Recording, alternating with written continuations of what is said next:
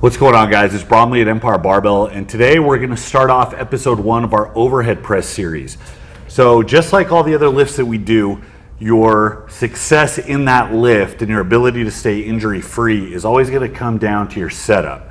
Your setup needs to be tight, it needs to be deliberate, it needs to be efficient, it needs to set you up for success. So many of the pitfalls people have with a lot of these movements have to do with a poor setup. So we're going to address that today. Now, with an overhead press, and today we're going to start off with a push press / jerk setup. So it's implied that you're going to be using your legs to help initiate the bar movement and to get upward momentum on that bar before your arms come through and catch that weight overhead. We'll do a separate installment for strict pressing. It's a little more straightforward. The big difference being with a strict press, your elbow is going to stay more under the bar. Today we're really going to focus on getting that elbow up. So when it comes to executing a push press or any style of jerk, many of you are going to have a similar problem that I have, and that's that you're too tight to rack the bar correctly. Now, when I talk about a proper rack position for push presses or any style of jerk, I'm referring to a setup where the bar goes behind your delt cap, across your collarbone, and where it's flush up back against your neck. So many of you are going to have a similar problem that I have. And that's that I have a hard time not only getting the bar down, but getting my elbows up. So I've done really heavy overhead press attempts where I've gotten so bound that the bar is physically up by my chin, where I kind of have to fight to get that bar under my chin. And that's not good for a couple of reasons. One, because the bar isn't flush against my collarbone, that means when I go to jump into the bar, I get this trampoline effect. You don't want to be spongy when you're going into max attempts. It's not good force transfer. It's not efficient because you want all of the power generated by your legs to go up straight into the bar. So when you come up, you want that bar to come up. If it's trampolining, you're just leaking a ton of strength. So it's not efficient there.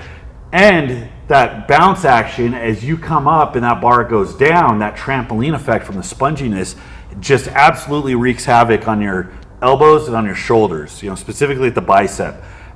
You'll get bad bicep tendonitis, both at the elbow and the shoulder, if you make a habit out of doing that. So to show you what I mean, if I'm not warmed up and I'm not really paying attention to my elbow position, and I take that bar out, it's right here. Now you see how that bar's up by my chin. Even as I load the weight up, I can't get that bar down to my collarbone. So if I go to jump, you see that bit of motion that takes place. So a much better rack position, a much tighter rack position is going to be one where I get that bar flush against my collarbone. So cranking the elbows up is our big cue because it pushes that bar back. A lot of the overhead press movements we do that utilize our legs to get the bar moving are going to rely on taking the weight out of your hands and putting it onto your body. And that's what that elbow up cue does. When we do a log press, we're going to want to do the same thing. You're going to want the weight of the log on your shoulder, and pushing your elbows up takes the weight out of your hands and puts it back on your shoulder. Same thing with the circus dumbbell. Elbow up, that's going to push the weight back onto your body and take it out of your hands. Again, when you jump, you want that weight to go up. Taking the weight out of your hands ensures that you're not going to be trying to muscle it up. Now that elbow up cue also pushes the weight back. So we're talking about leverage. We're talking about getting the weight closer to the joint that's going to be moving, right? The load closer to the pivot point, that's optimal leverage every time. So if you have the elbows down, notice the elbows down is going to rock the weight forward. And if you're trying to muscle the weight, you're likely to be pushing out in front of you. And that's a no-go every time. So instead of what I was doing before, I'm going to get a nice tight grip. Again, hands nice and close. You just need them right outside your shoulders.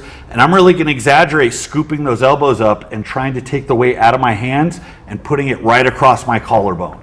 So elbows come forward and right there. Elbows are forward. I got the bar right on my collarbone. And that's the entire physical structure of my upper body that's pushing into the bar, and not just this spongy action that's going on when my hands are supporting the weight. So that's the moral of the story today. Take the weight out of your hands, put it onto your body. Now, most of you are going to have the same problem I have. As I got bigger and stronger, I also got more bound. Stretching out your shoulder and lats is hard. It takes a lot of focus. It takes a lot of deliberate stretching. Most of the movements we do aren't going to actively keep your shoulders loosened up. So it's something you have to throw in, or else you're going to have some of the same movement dysfunction that I've had to work through. Now, the areas that you want to focus on, that front delt and maybe even that pec insertion, the lats are going to be a big one.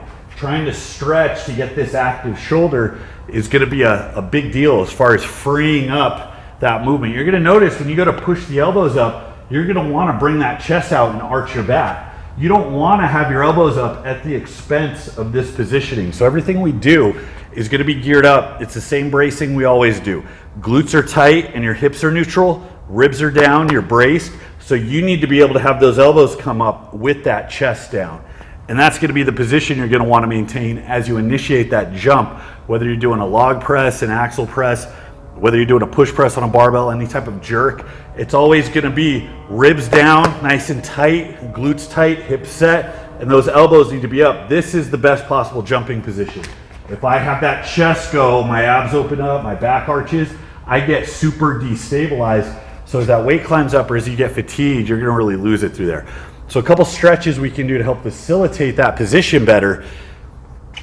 Probably the easiest one, you can do this on a barbell or you can do this on a bench, is just clasping your hands behind your head, bringing your elbows in, again, ribs down, and you're really trying to open up that shoulder joint.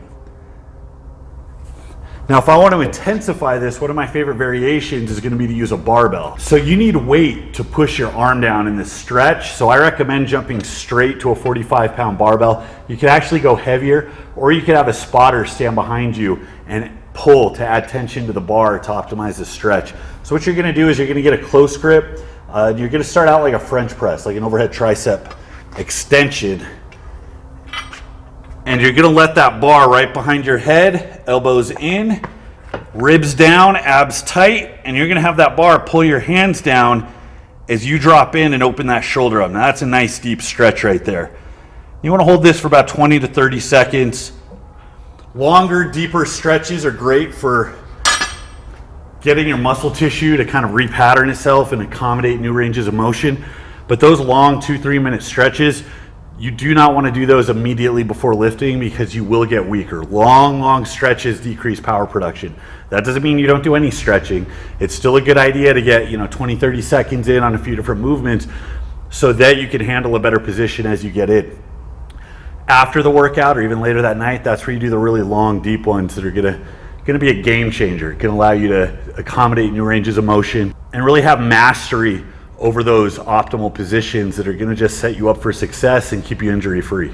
Now this is another easy setup. This one you can do at home, you can do it multiple times a day. This is just like the bar stretch we just did, except it's a lot more low tech, no setup required.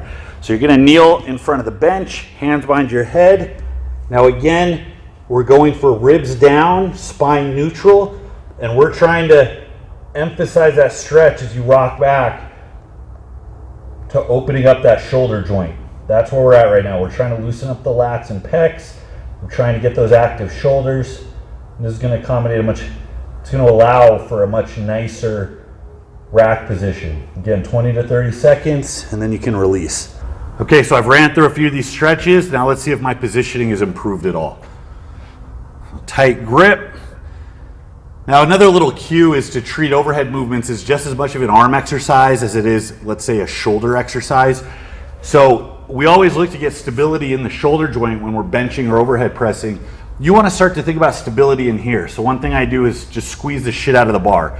Just like keeping your upper back tight is really important for expressing power through the main movers in something like a bench press. Keeping your forearms and your bicep as tense as possible so you create tension at the elbow. That's going to help with stability and force production from your tricep. So squeezing the bar, specifically through your pinky, you'll notice that ties in at the bottom. That's going to help with tricep activation. That's going to make your arm fire off like a piston when it's time to go. So that's one of my other overhead tips. Do not hold the bar passively. Even with that rack position, when the weight's out of your hands, you still want to be tight so you can punch through by the time the momentum from your legs is given out. So I'm setting up, nice tight grip. I'm going to walk forward, elbows up. That was clean.